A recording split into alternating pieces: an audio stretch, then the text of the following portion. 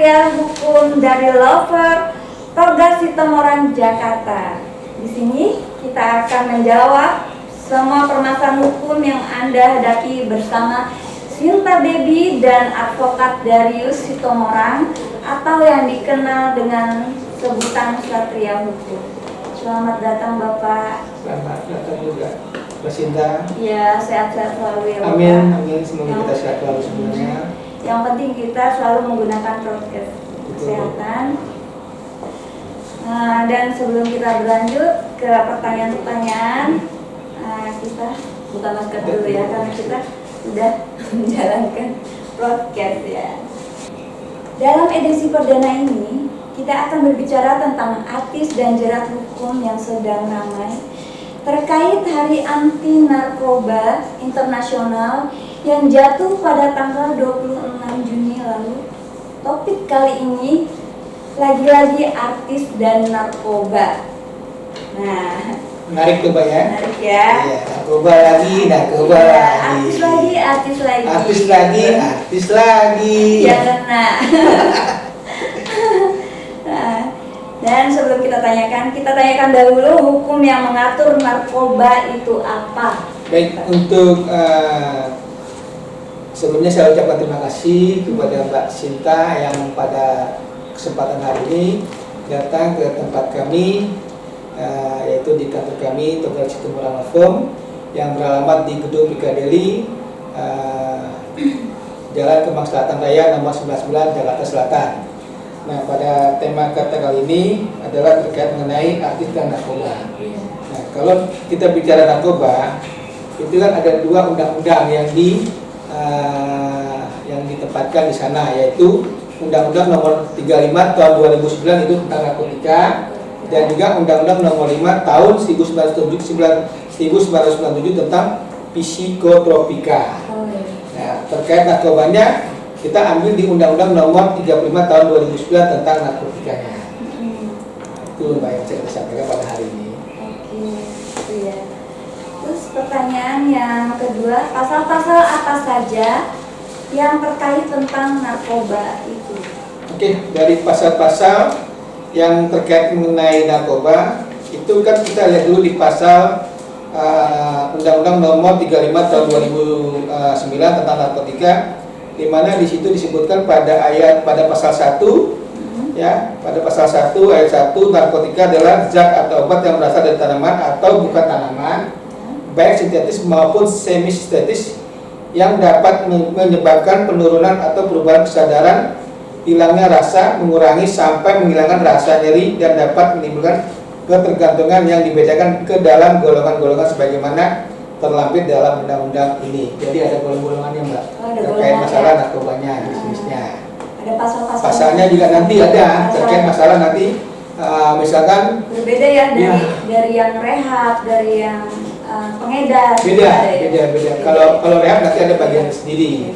Tapi kalau untuk masalah si pelaku pidananya ini, itu juga punya undang-undang pasalnya sendiri. Ya, pengedar. Kan ada urutannya nih. Ada pengedar yang memang baru mulai, atau pengedar yang memang sudah pernah mulai. Ada juga pengedar yang memang sudah pernah banget, dia memang pelaku pekerjaan kayak gitu, menjual pekerjaan itu. Kalau pengedar sama pemakai itu gimana? Nah, kalau pengedar itu kan beda sama pemakai.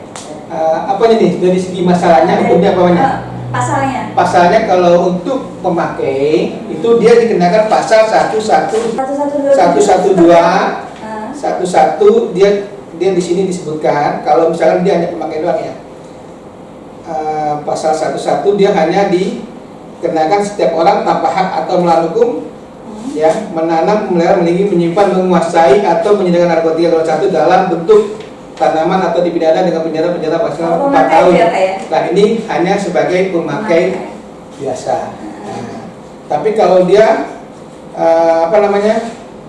pemakai dan pengedar, itu dia masuk lagi ke pasal 112 atau bisa juga dikenakan dengan pasal 113 atau 114.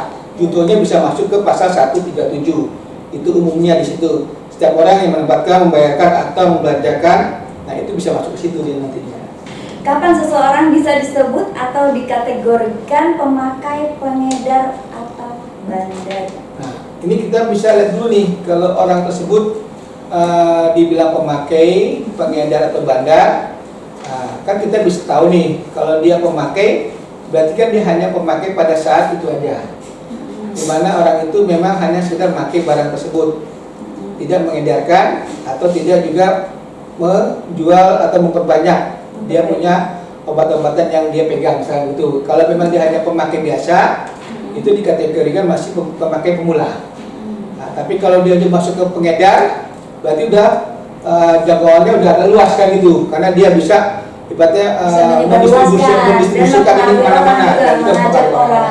Itu, nah disampai lagi kalau misalnya dia sudah sampai di kategori sebagai bandar ya. Bandar ini kan bisa dibilang bandar yang tanda kutip yang besar itu ya. Kecil, sedang dan besar kan gitu. Internasional itu lebih besar lagi kan di situ. Seperti yang kemarin-kemarin kena tangkap kemarin ya. Itu ya banyak kan yang 2 kita ton ya, lihat. yang lebih dari 2 ton ya. Kemarin. Pertanyaan lagi ya. Soal rehabilitasi seperti apa ini yang diatur dalam perundang-undangan? Kalau untuk rehabilitasi ini kan kita coba masuk ke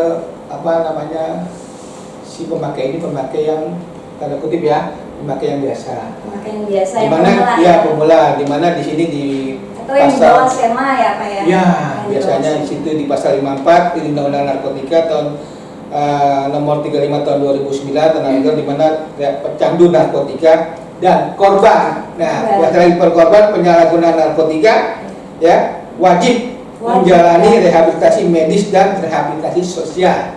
Nah, kalau misalkan dia dibilang penyalahgunaan narkotika atau tanda kutip sebagai korban, itu wajib. Jadi mereka jangan dihukum ya seharusnya ya. Jangan dihukum. Harus diobati ya. Direhab ya. Direhab.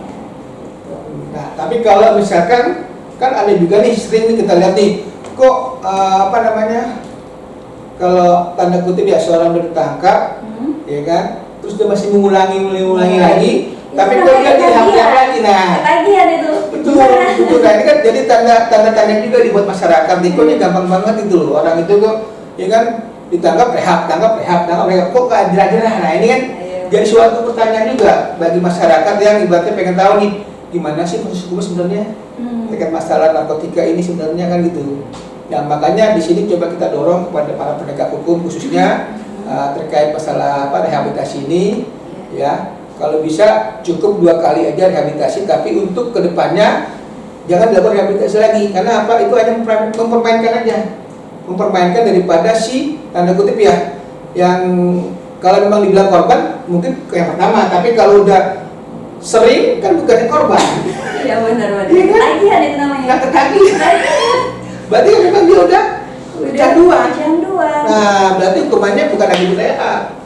Iya kan? Biasanya penjara umum kan gitu, tahanan aja langsung. Tangkap 1, 2 kali, 3 kali, 4 kali itu berarti udah kecanduan. Bukan korban lagi. Atau dia harus direhab lagi kan enggak. Nah, ini makanya kita coba dorong kepada para penegak hukum khususnya, ya kan, kalau untuk rehab kalau memang ada korban, ya kan, penyalahgunaan narkotika, memang wajib kalau memang pertama, ya dia memang mengandung masalah narkotika.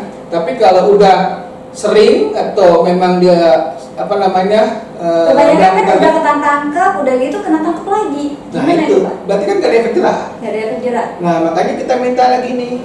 Berarti nggak usah direhab lagi ya? Seharusnya nggak usah. Ditangkap. Cukup dia ditangkap, udah langsung ditahan dan langsung proses hukumnya. Supaya apa? Efek jerah itu ada. Ya, kan kebanyakan yang kita lihat kan selama ini kan tanda kutip ya, artis gitu ya, karena punya sesuatu di sana ya kan, jadi ngegampangin aja gitu. Ya, artis kebanyakan banyak tekanan juga ya. Salah satunya itu. Sama pergaulan. Ya, gitu. tapi kan nggak semuanya artis kayak begitu. Ya, ada pun juga masyarakat kita juga sama, ya. Dia juga korban penyalahgunaan narkotika, tapi dia nggak tahu nih gimana nih, kan itu. Kalau mau direhab, ini bagaimana? Kalau nggak direhab bagaimana? Kan itu jadi pertanyaan kepada masyarakat awam ya khususnya. Di mana ya tempat rehab itu? Nah, kalau untuk di masyarakat kan belum banyak yang tahu yang rehab itu di mana.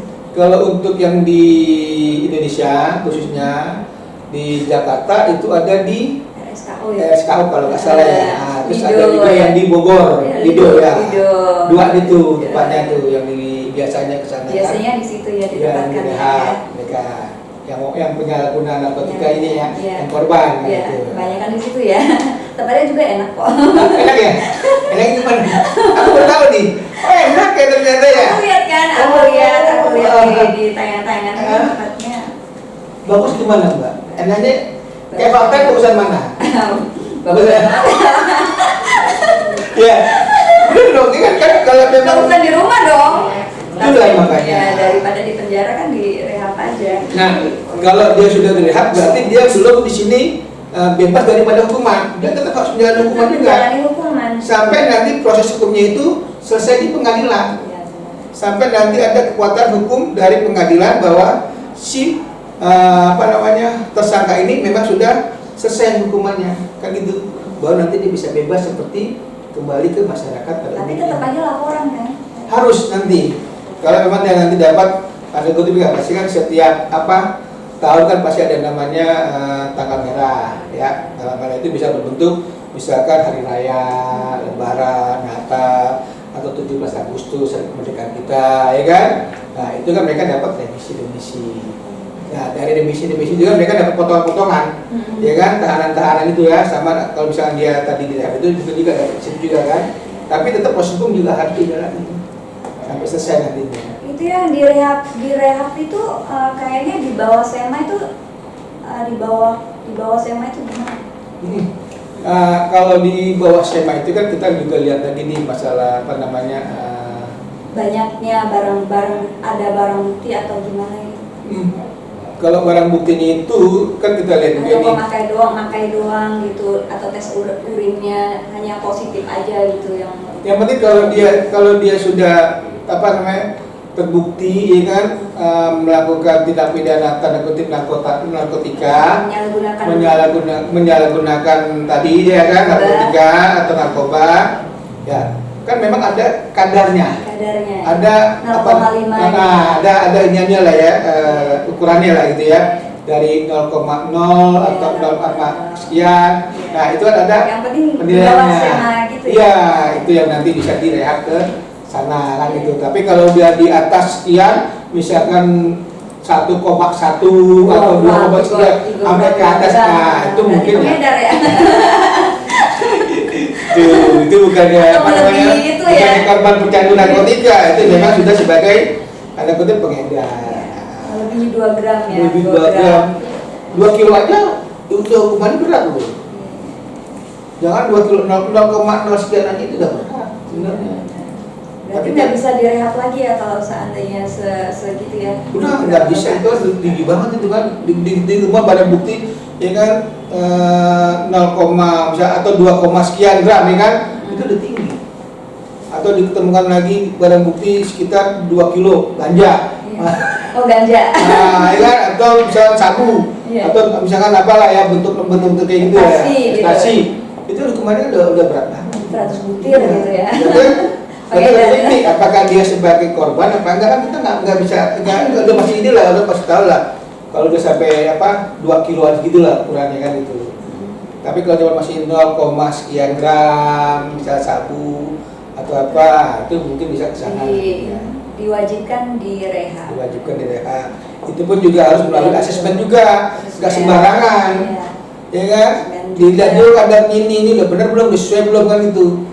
Nah, penegak hukum juga sama yang lain juga kemungkinan dia harus dilihat juga kan kondisi badan segala macam. Nah, kalau memang asesmennya ini memang dia tanda kutip ya, memang harus direhab ya direhab. Tapi kalau memang asesmen ini memang nggak harus direhab, dia harus menjalankan pidananya, ya dia harus menjalankan pidananya kan begitu. Pertanyaan yang berikutnya ya. Seru banget ya.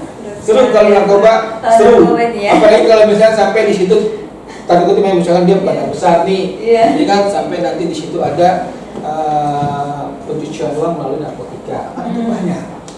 Contoh ya kan, misalkan nih orang yang kerja biasa-biasa aja, ya kan kita bilang lah ini orang hanya kerja begitu ya, gitu. tapi dia mempunyai uang atau bisa punya aset di mana-mana. Iya, Kan iya. jadi pertanyaan. Ini dari mana nih? Dia punya uang ini, punya aset mana-mana. Selidikin. Sedangkan kita lihat atau mungkin orang pada tahu atau memang Mas Haris tahu, yang kita pikir dia hanya kerja tanda kutip ya, misalnya petani atau apalah kerjanya, tiba-tiba ada orang gitu ngelihat dia ternyata pengedar. Nah, atau misalnya dia bandar di situ, kan bisa ketahuan. Iya, benar. Kerjaan nggak jelas Kerjaan. tapi uangnya banyak. Bisa beli mobil Ferrari, mobil apa kan? Jadi sebenarnya kerjaan nggak jelas. Banyak, iya Tapi kerjaan kalau gitu. perempuan Pak, bisa jadi dia dikasih berondongnya. Itu bisa. Itu bisa ya kalau itu, tapi ya janganlah itu ya kan. Yang penting ya kalau bisa. Bisa diselidiki kalau perempuan. Itu makanya agak ribet ya. Iya. Karena nggak tahu ini janda dari mana ya kan. Ya. Tapi kalau yang tadi kita bilang itu ada seorang yang kerjanya kerjanya biasa-biasa aja, tapi punya rumah di mana-mana, ya kan, mobil di mana-mana. Nah, kan jadi pertanyaan, ya kan, ini bagaimana di kerjanya? Tapi pas diselidiki loh, ternyata dia pengedar, dia ada kerjasama sama badan narkotika. Banyak kayak gitu kejadiannya. Di Indonesia apalagi kan, banyak ketangkap itu yang kerjasama sama warga negara asing. Kebanyakan kan ada juga yang di penjara, gitu dari penjara itu bermain juga itu. Gimana itu? Nah kalau di penjara kan kembali lagi nih kita lihat nih. Ada yang kemarin kan kena tangkap juga, ada yang ada di dalam sel juga, itu bermain di belakang. Ya memang kalau kita lihat sekilas ya kan dari luar kayaknya sih rapi. Iya. Tapi kalau memang masuk ke dalam itu memang menurut orang, menurut penyampaian orang, ya kan? Diduga. Dan patut diduga kemungkinan, ya kan? Diduga. Memang ada kayak begitu. Ada permainan juga di dalam Yang kemarin kan karena lapas penjara tersebut. Iya benar, yang kemarin kan diungkapin BNN atau apa ya yang Iya, Polda itu kan betul. tertangkap, ternyata bosnya ada di dalam. dalam. Tapi bisnisnya dia Di di luar. mana-mana, ada di Cabang. luar. Nah makanya kan itu aja masih bisa loh. Iya. Seorang narapidana, ya kan, kasus narkotika, ya, yang dia sudah ditahan di dalam, tapi dia Bisa bermain, ya? tapi dia masih bisa bermain dan masih bisa tanda kutip ya Mengendalikan, usahanya ya? itu mengendalikan Mengendalikan usaha yang luar, dari ya? dalam penjara. Kan luar biasa Luar biasa. dan nggak pernah tercium. Ya, benar. Tercium baru pas sudah tanda kutip ya udah ditangkap. Udah ditangkap. Anak Pelakunya, buahnya anak buahnya biasanya kayak gitu. Bocor-bocor, iya. Bosnya ada di situ. Ada di dalam kayak gitu banyak, bukan hanya satu tapi udah sering lah kita lihat di TV segala macam ya kan, ada kayak begitu memang ada. Cuman ya itulah karena kita kan harus juga nih kita coba lagi minta ke penegak hukum ya kan yang benar-benar punya kewenangan di situ ya kan. Sama masyarakat juga buat info-info yang memberi info yang Salah satunya itu membantu, ya. masyarakat jangan takut. Jangan takut memberikan informasi, ya kan, ataupun yang dia tahu, dia lihat, dia ketahui, ya kan, terkait tindak pidana narkotika. Tanda kutip nih kita apa di daerahnya, apalagi di jalan dia lagi sendiri, dia ada transaksi narkotika, ya kan, itu jangan takut untuk coba melaporkan, ya kan, dugaan tindak pidana narkotika yang dia lihat sendiri, dia alami sendiri dan dia ketahui sendiri masyarakat. Supaya apa? Supaya nanti jangan ada korban-korban berikutnya memang ya kan keluarga kita, adik kita. Serem loh kadang-kadang kita lihat ada tanda kutip ya, kita punya keluarga ditanya ini korbannya kenapa nih kok bisa meninggal ini karena kasusnya narkoba. Ya, tiba-tiba kita lihat lagi ada tetangga juga atau korban juga atau masalah juga kita lihat dia tiba-tiba matinya udah nggak benar. Ya. Narkoba gitu. Karena apa? Overdosis. Overdosis. Ini udah keluar dosa segala macam. Karena itu overdosis itu kan karena dia obatnya itulah dia nggak bisa dia nggak bisa dia kuatin dulu. Apalagi itu. Banyak overdosis kayak gitu kan, pemakaian yang berlebihan kan kasihan juga. Ya kan? Memang sih awalnya dibilang enak narkoba. Kebanyakan ikut-ikut Katanya begitu, tapi kan nggak mungkin narkoba itu enak. Kalau memang enak ya dia aja beli ini kan, beli yang lain kan gitu. Udah tahu narkoba itu musuh masyarakat, musuh negara. Udah tahu bakalan meninggal atau penjara. Nah, antara dua kan. Iya. Jangan dibilang itu narkoba untuk ini, nggak ada. Atau ngurusin badan itu kan. Itu kan banyak yang gitu ya. Gak bisa tidur nih gue nih, gue pengen begini. Iya. Nggak ada alasan. Nambah pede gitu kan, pede. orang yang gendut pakai buat alasannya buat kurus gitu. Betul. Sadar kan kalau kita mau kurus ya olahraga aja. Olahraga. Nge-gym kan? Iya, Makan nanti ya, makan nanti kan lebih enak. lebih afdol kan. Kalau makan lagi, tanda kutip nih, lain lagi nih. Berarti ada sesuatu. Mungkin transparan perang dari yang di sono atau dari gimana kan gitu. Jadi kan gitu tuh, mau dari makan hati. Tapi kalau yang tadi apa orang itu karena tadi Mbak bilang itu kan dia nggak bisa tidur harus minum obat itu, ya kan atau dia nambah pede, ya, dia kan? tambah pede kayak harus gitu juga. Ada meeting nambah Semua lah, pede, semua gitu kan nggak ke situ, nggak harus ke obat. Atau nambah ganteng. Nah bisa. Gak harus ke obat jadi semuanya kan? Kan banyak cara. Ya kan kita nggak bisa tidur, ya kan kita tidur aja seperti biasa kan gitu. Gak usah harus karena obat gue bisa tidur atau misalkan karena apa namanya kurang pede tadi yang Mbak bilang itu, ya kan makanya dengan ada obat jadi kita tambah pede kan itu juga. Itu ada ciri-cirinya nggak Pak? Kalau orang pemakai narkoba itu kayak jenis yang ekstasi gitu, ada yang sabu ya, ada yang apa tadi yang ganja. Gitu. Ciri-cirinya gimana? Ciri-cirinya kalau untuk yang Ini biasa hukum, kita lihat nih ya, nih. yang biasa kita lihat nih ya, contoh misalkan tadi Mbak bilang kalau dia sering gelisah atau galau segala macam yang gak jelas nih kan, mungkin ada efek kesananya. Atau diajak ngomong nggak nyambung. Atau gitu. diajak ngobrol nggak nyambung, itu bisa, ya kan? Jawabnya Z gitu. Kan gitu masih bisa kelihatan. Ini orang bener, ini gimana sih kan gitu ya? Apa? Serius apa enggak kan gitu? Atau bisa kita lihat dari mukanya nih kan, karena matanya turun, bisa begitu kan? Kurang tidur. Bisa jadi. Tapi yang benar-benar begitu kan, dilihat matanya nih nggak sempurna. Beda sama kita nih, walaupun orang itu tetap aja bisa kelihatan. Tapi kalau udah agak-agak gimana ya, bisa kita kalau matanya lah ya, kayak gitu bisa ketahuan. Atau misalkan dia punya kuku kuning atau segala macam, ya kan itu bisa kelihatan juga nantinya kan gitu. Atau rambut kalau mau dites nih. Ini rambut kuning. Ini chat. Ada lagi nanti kan kalau untuk perbedaan dia pemakai atau apa bisa dilihat dari situ juga nanti. Gitu ya. Tapi bukan Bapak. Itu jadi situ baru bisa kelihatan. Kalau orang bukan giginya kuning kan? Wah, itu kan pakai segini dong. Oke deh Pak, seru sekali ya. Nah ini juga banyak artis yang kembali lagi terlibat narkoba, seperti apa nih pandangan Satria, Bapak Satria? Nah ini kembali lagi nih yang tadi saya bilang, banyak artis apa tadi? Tersandung kembali lagi tersandung narkoba itu nomor 3. Kembali lagi ke bukan artis aja, soalnya semua ya termasuk ya. Semuanya yang kesorot itu artis. Betul. Kesorot yang dipublikasikan itu artis. Betul. Tapi kebanyakan sih rakyat biasa juga ya. Pakai. Tapi nggak kesorot. Betul. Nah, kenapa? Ya mungkin ya kita lihat lagi kan artis ini kan punya ini sendiri, ya kan lifestyle. Kanan ya. Lifestyle-nya sendiri, ya kan. Kanan kerja. Jadi satu tekan kerja, kedua juga sorotan teman-teman dari media, ya kan.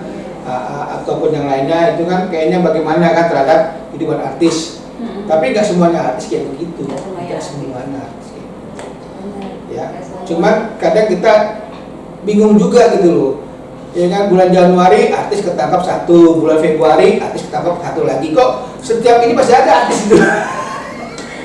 Padahal kan udah ada di sebelum artis yang ini, yang dulunya artis juga pernah juga terlibat masalah yang sama narkotika ini, kok dia tapi nggak lihat ke situ gitu loh, pengalaman yang pernah artis yang lalu gitu loh, ya kan, yang tersandung masalah narkotika. Tapi kok ada juga yang artis yang udah kena tangkap, kena lagi ya.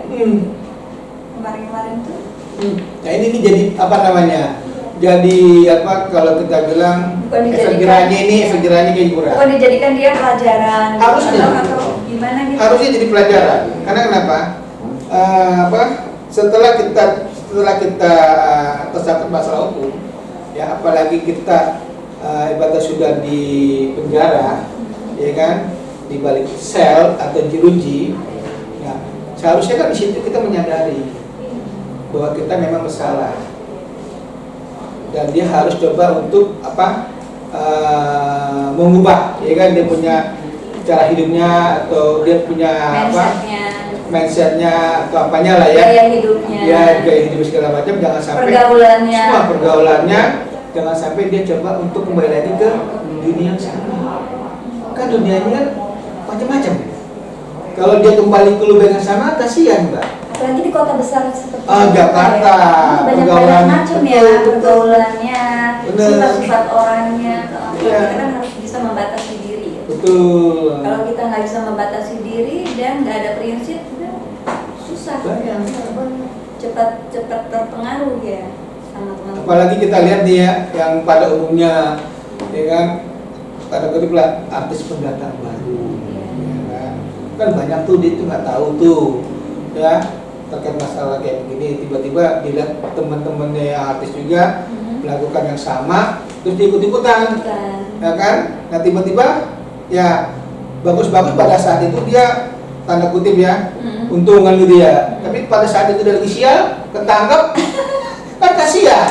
Atau enggak atau dijebak orang atau gimana? Bisa. Atau Bisa. dijebak temennya atau gimana gitu. Bisa Banyak juga, kan bisa juga ada juga. juga yang nggak makai, tahu-tahu dijebak gitu, jebak orang. Banyak ada kayak gitu. Makanya kita juga hati-hati, namanya pergaulan itu nggak mudah menjadi teman itu ya yang Jadi bisa teman yang cocok sama baik kita, ya. kan? Karena kenapa rambut kita boleh hitam tapi hati kita nggak pernah tahu. Kita Biasanya nggak tahu gitu. ya. Nah, makanya kita lihat kayak Mbak ini kan hatinya kan kita tahu hitamnya, tapi kan rambutnya beda, dikulik sendiri kita.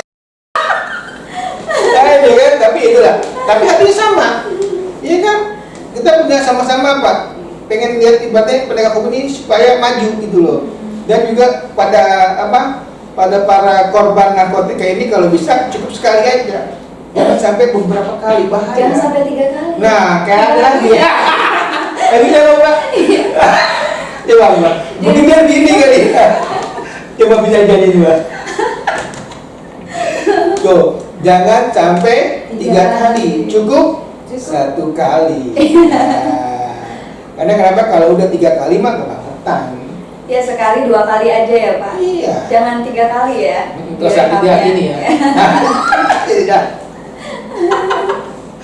Itu makanya kadang kita lihat kasihan ya para apa namanya pemakai baru ya, atau misalkan orang yang nggak tahu tadi Mbak bilang ya kan, karena pergaulan bebas ikut-ikutan.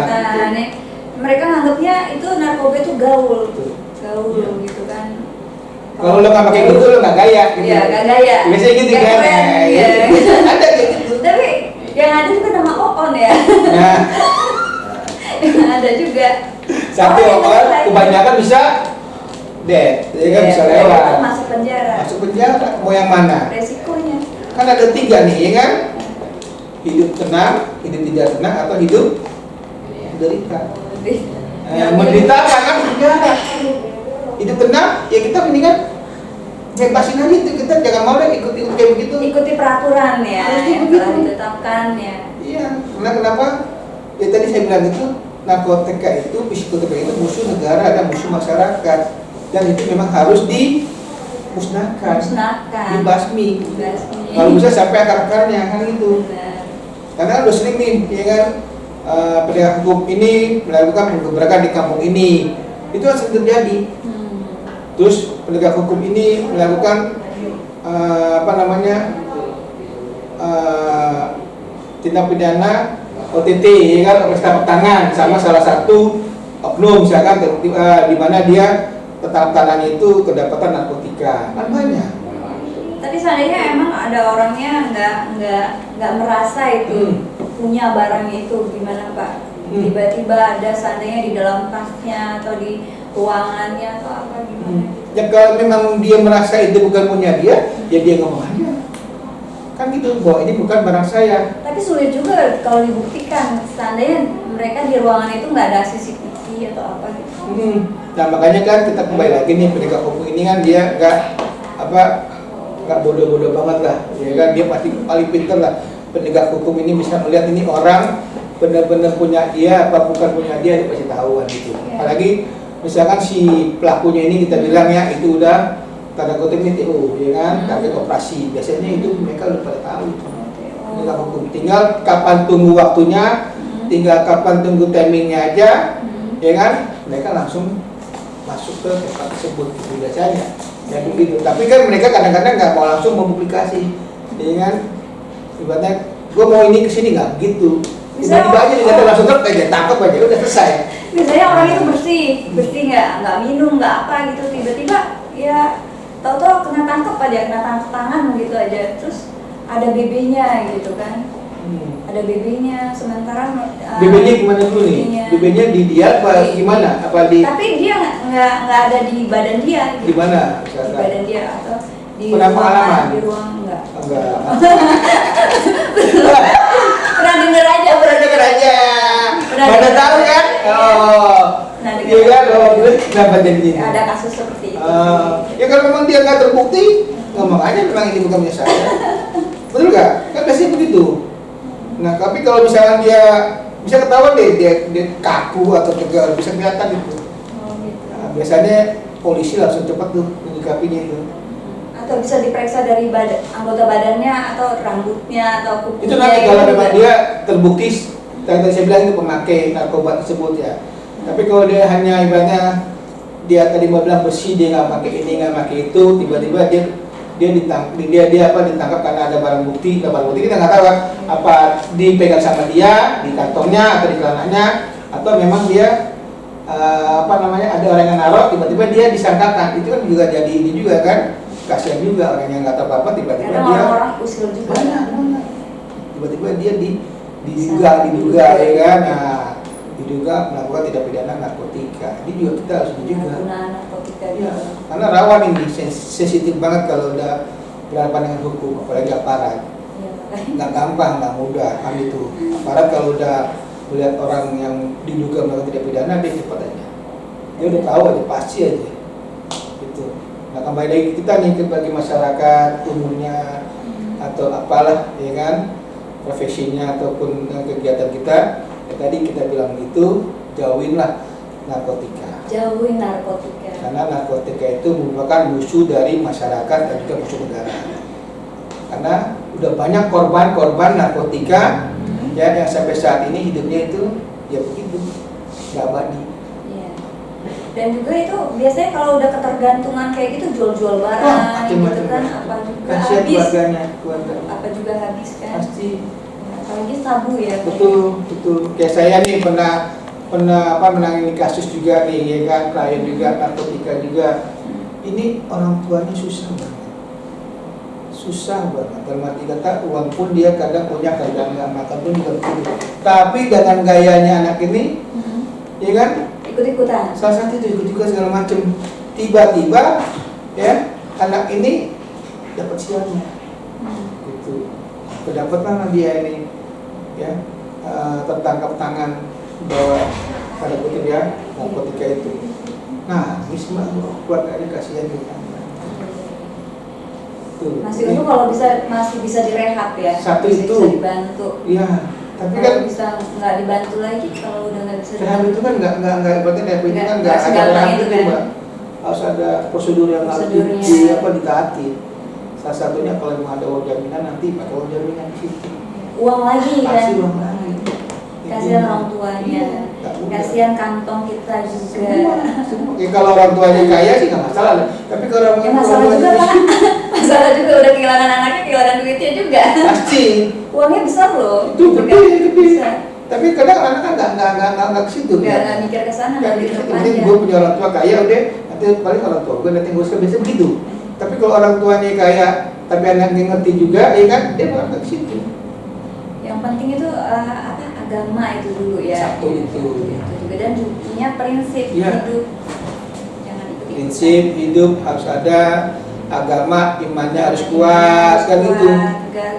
Mudah iya ikut-ikutan atau ikut pengaruh orang, teman, segala macam, ya kan banyak kejadiannya. Akibat pergaulan, ya kan, akhirnya salah jalan dan salah tujuan. Jadi nggak jelas itu. Tadinya mau ke Bandung, jadi jatuhnya ke Surabaya. Kenapa? Berarti memang bisa aja. Gitu loh Mbak, ya kan memang berat loh. Kasus ini berat. Narkotika apalagi kan, memang susah untuk diberantas, memang susah. Tapi kalau memang penegak hukum kita di sini serius untuk menangani masalah narkotika ini, ya kan, itu tadi saya bilang memang harus ada keseriusan dari para penegak hukum untuk, ya kan, untuk dapat membasmi narkotika ini sampai ke akar-akarnya. Nah, ini pertanyaan lagi ya.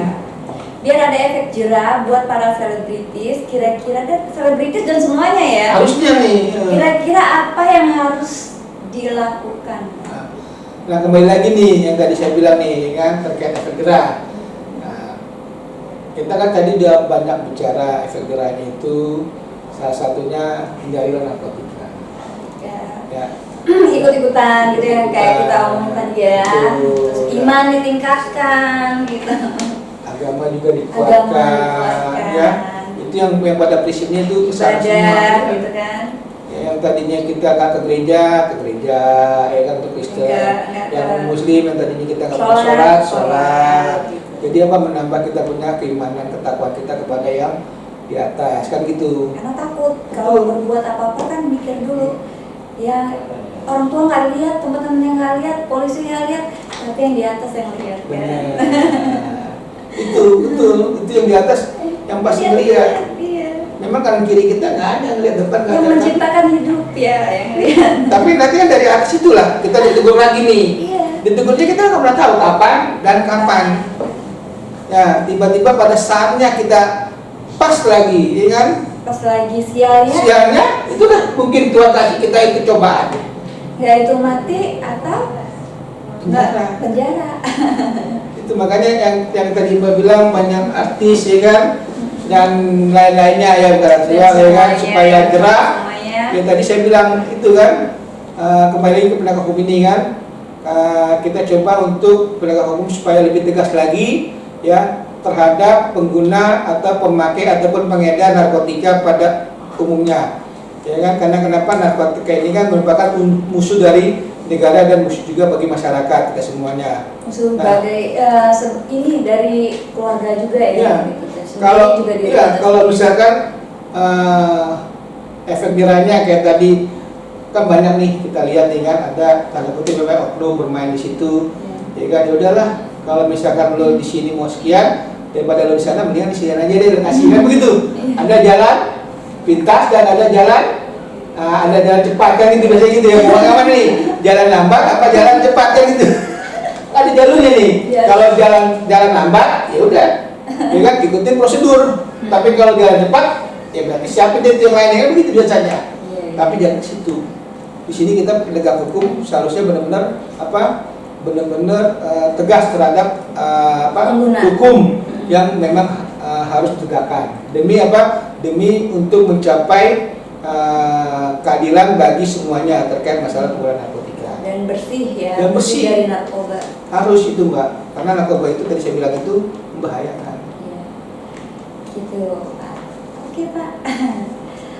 Terima kasih ya Pak ya. Baik Mbak Sinta, terima kasih juga. Semuanya. Nah, buat kalian podcast lovers, jangan lupa like, komen, serta subscribe YouTube channel Sejahtera Hukum. Salam Om Nobile.